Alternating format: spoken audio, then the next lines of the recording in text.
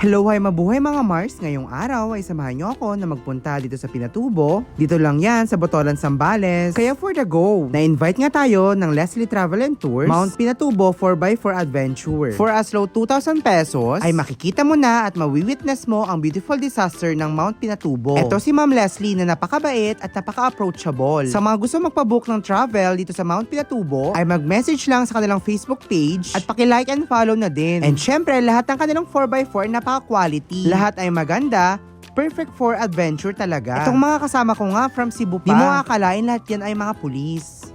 Dito sa Santa Juliana, Kapasarlac, ang drop-off papunta sa Mount Pinatubo. Bago ka nga makarating sa Mount Pinatubo, ay kailangan mo nang pumasok dito sa Philippine Air Force. Pagkapasok ka namin, gusto ko na magpaiwan. Dami kasing bebe bones. Ayan si Kuya yung driver namin na napakabait. Syempre, bigyan rin natin ng highlight itong 4x4 nila.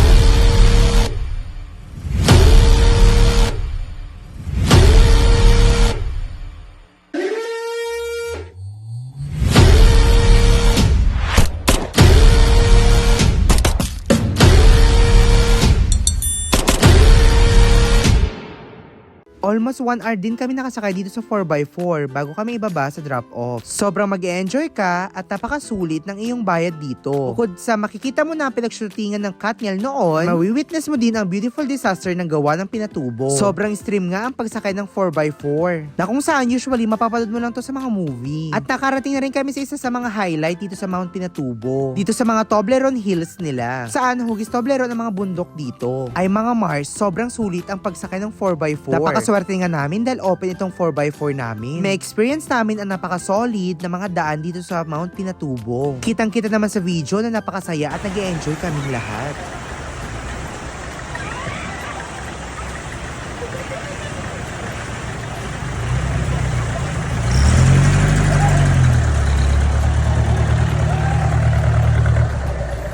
Pagkadating nga namin sa drop-off, ay nag-umpis na kami mag-trekking kaagad. Almost 5 kilometers nga ang aming nilakad simula sa drop-off. Hindi mo rin naman mararamdaman ang pagod kung ikaw ay nag-e-enjoy at kung marami kang kasama. Ayan pala si Kuya Christian, ang aming tour guide. Napakabait niyan. Higit sa lahat, ay aalalayan ka niya kung nahihirapan ka na. Andito pa nga lang kami sa bungad, ay manghang-mangha na ako sa mga nakikita ko. Almost 20 minutes sa paglalakad, ay nakalahati na din namin itong Mount Pinatubo.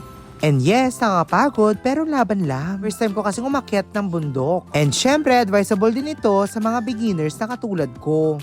O pack for the lakad ng mga person. Syempre, babalikan ko yung phone. Ang hirap talaga kung wala kang bebe na magbibideo sa'yo. At kung nagugutom ka habang nagtitrek ka, meron din silang tindahan dito. Nag-offer silang barbecue, pero ang presyo ay ginto. 50 pesos na yung mga Mars, isang stick. Pero okay lang dahil makakatulong ka sa mga Aita. At kung pupunta ka nga dito, wag mong kalimutan na magdala ng pasulubong para sa mga Aita. Konting push na lang Mars at malapit-lapit na tayo. 100 meters na nga lang papunta sa view deck ng Mount Pinatubo. Kaya lakad lang ang mga person for the go. Sa puntong ito, gusto ko nang maligo dahil nakita ko tong batis na napakalinis. And yes, nakarating na rin kami dito sa Mount Pinatubo, Crater Lake. Kaya sulitin muna namin ang pagpipicture habang wala pang tao. At mapapasabi ka rin ng